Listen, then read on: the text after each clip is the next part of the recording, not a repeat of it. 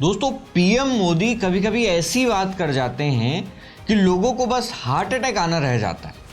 अभी कुछ टाइम पहले हमने देखा था जब ईरान युद्ध को लेकर उन्होंने पार्लियामेंट में एक स्टेटमेंट दिया और अगले ही दिन हमने देखा कि पेट्रोल पंपों पर लंबी लंबी लाइंस लगने लगी थी।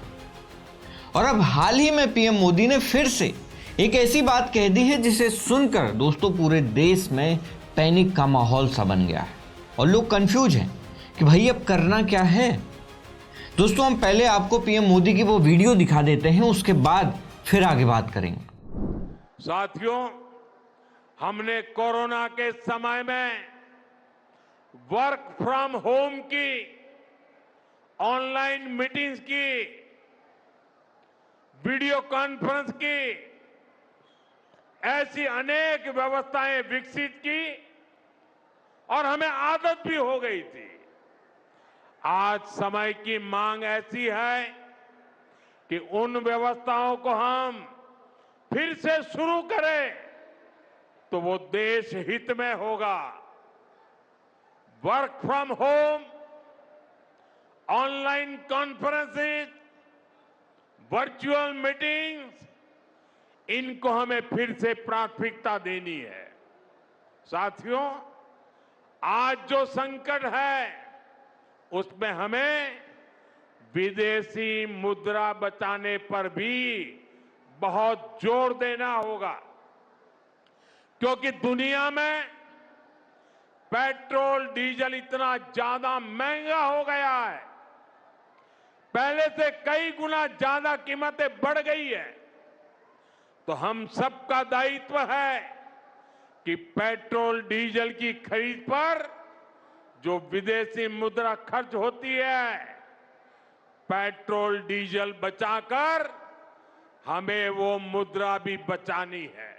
साथियों, गोल्ड यानी सोने की खरीद एक और पहलू है जिसमें विदेशी मुद्रा बहुत अधिक खर्च होती है।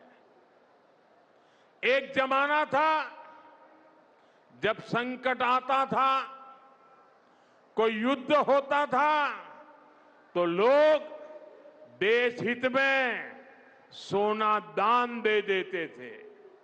आज दान की जरूरत नहीं है, लेकिन देश हित में हमको ये तय करना पड़ेगा कि साल भर तक घर में कोई भी फंक्शन हो, कोई भी कार्यक्रम हो, हम सोने के गहने नहीं खरीदेंगे, सोना नहीं खरीदेंगे। विदेशी मुद्रा बचाने के लिए हमारी देशभक्ति हमें चुनौती दे रही है और हमें इस चुनौती को स्वीकार करते हुए विदेशी मुद्रा को बचाना होगा। दोस्तों, पीएम मोदी का कहना है कि कोरोना काल में जिस वक्त लॉकडाउन लगा था, लोग वर्क फ्रॉम होम कर रहे थे, वीडियो कॉन्फ्रेंसिंग हो रही थी, ठीक वैसा ही समय दोबारा आ गया है और आपको फिर से वर्क फ्रॉम होम करने की जरूरत है। दोस्तों, जाहिर सी बात है कि पीएम मोदी अगर ऐसी बात करेंगे तो आज के समय की तुलना कोरोना वाले टाइम से करेंगे तो जाहिर सी बात है कि पब्लिक में एक पैनिक क्रिएट हो जाएगा। और हुआ भी यही। तमाम लोग परेशान होने लगे कि आखिर ऐसा क्या होने वाला है। दोस्तों, अब यहां तक तो ठीक था। इसके बाद पीएम मोदी ने बोला कि हमें अपना विदेशी मुद्रा भंडार बचाना है और इसीलिए आप लोग पेट्रोल डीजल को कम खरीदें और अगर पब्लिक ट्रांसपोर्ट है तो आने जाने के लिए पब्लिक ट्रांसपोर्ट का यूज करें। गोल्ड को खरीदने का प्लान आप लोग अभी कैंसिल कर दें। अब जाहिर सी बात है कि आम आदमी तो यही सोचेगा ना कि अगर ये सब ईरान युद्ध की वजह से हो रहा है तो चलो मान लिया कि तेल के दाम बढ़ सकते हैं, लेकिन विदेशी मुद्रा भंडार कम हो रहा है, सोना मत खरीदो, ये कुछ ऐसी बातें हैं जो एक आम आदमी के सिर के ऊपर से निकल जाती हैं। तो दोस्तों, सबसे पहले तो हमें यह समझना होगा कि विदेशी मुद्रा भंडार आखिर होता क्या है। दोस्तों, विदेशी मुद्रा से आप इतना तो समझ पा रहे होंगे कि भारत के बाहर की जो भी करेंसी होती है उसे विदेशी मुद्रा कहा जाता है। वो किसी भी देश की मुद्रा हो सकती है, चाहे नेपाल हो, चीन हो, रूस हो, यूरोप हो या फिर अमेरिका। लेकिन अगर पूरी दुनिया की करेंसी की बात की जाए तो सबसे मजबूत स्थिति आज के समय में अगर किसी करेंसी की है तो वो है डॉलर की। और इसीलिए जो भी बाहर से हम चीज़ों को इंपोर्ट करते हैं, जो भी दूसरे देशों से हम सामान खरीदते हैं, फिर चाहे वो कच्चा तेल हो, सोना हो या फिर कोई भी प्रोडक्ट हो, उसे खरीदने के लिए हमें डॉलर में पेमेंट करनी पड़ती है। क्यों? क्योंकि डॉलर सबसे मजबूत है। अब जाहिर सी बात है कि भारत में डॉलर तो प्रिंट होता नहीं है, वो तो अमेरिका की करेंसी है।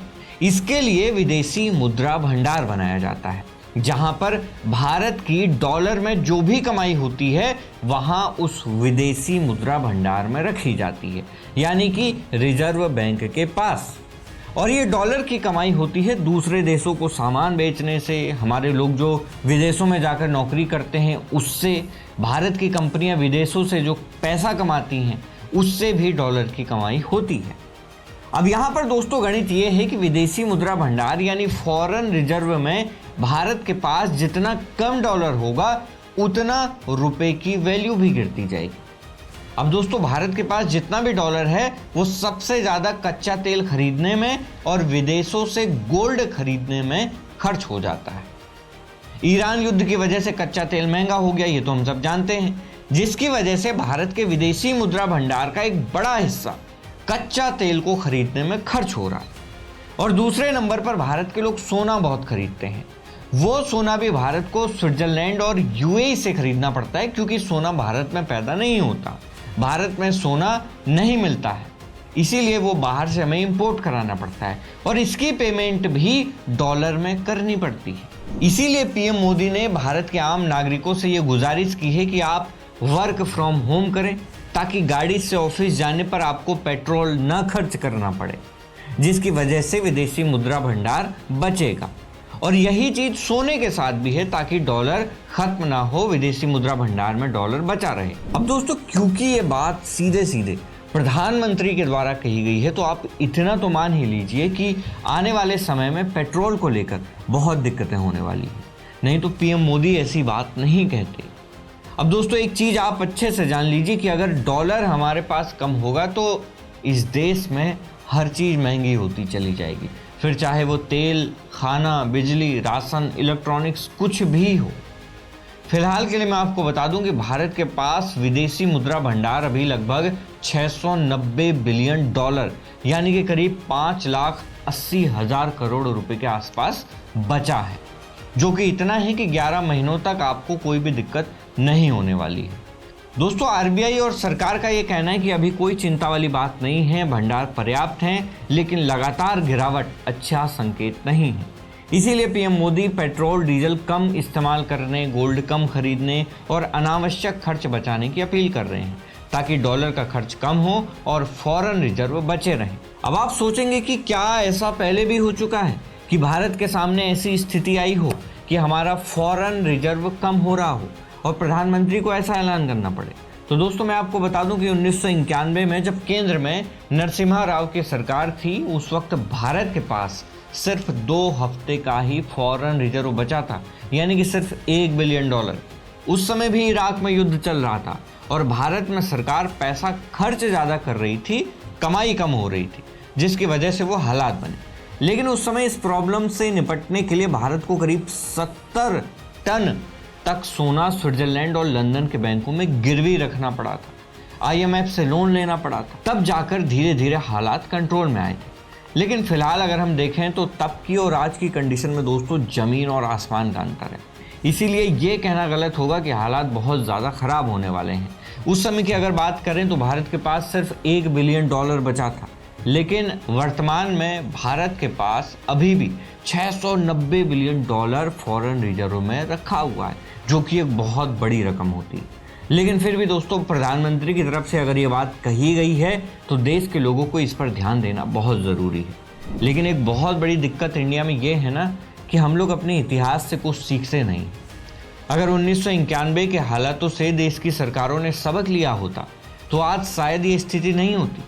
अगर हम आत्मनिर्भर हो चुके होते तो और अच्छे तरीके से इस प्रॉब्लम को दोस्तों हैंडल किया जा सकता। आप शायद नहीं जानते होंगे कि 1991 में हालात खराब होने के पीछे एक बड़ा कारण था सरकारी खजाने का खाली होना, क्योंकि उस वक्त की सरकारों ने भी चुनाव जीतने के लिए फ्री में चीज़ें बांटी थी। आज भी जैसे आप सुनते हैं कि महिलाओं को बस में फ्री सफ़र है, फ्री बिजली है, फ्री पानी है, लेकिन सच्चाई तो ये है कि वास्तव में ये फ्री व्री जैसा कुछ होता नहीं है। बस जो पैसे आपकी जेब से जा रहे थे वही पैसे आपके बदले सरकार चुकाएगी, जिसकी वजह से सरकारों को कर्ज लेना पड़ता है और घूम फिर के टैक्स के रूप में वही पैसा आप ही को चुकाना पड़ेगा, क्योंकि महंगाई बढ़ जाएगी। इसीलिए दोस्तों, भारत में ये एक बहुत बड़ी समस्या है कि लोग फ्री के लालच में वोट डालकर आ जाते हैं।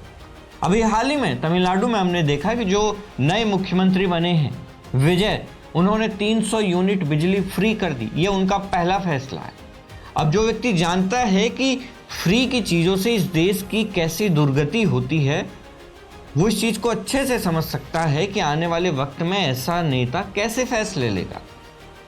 हालांकि अब इंतजार इस बात का रहेगा कि जल्दी ही दोस्तों ये ईरान युद्ध खत्म हो, मूर्ख राष्ट्रपति डोनाल्ड ट्रंप को भगवान सद्बुद्धि दे और जल्दी ही हालात कंट्रोल में आए।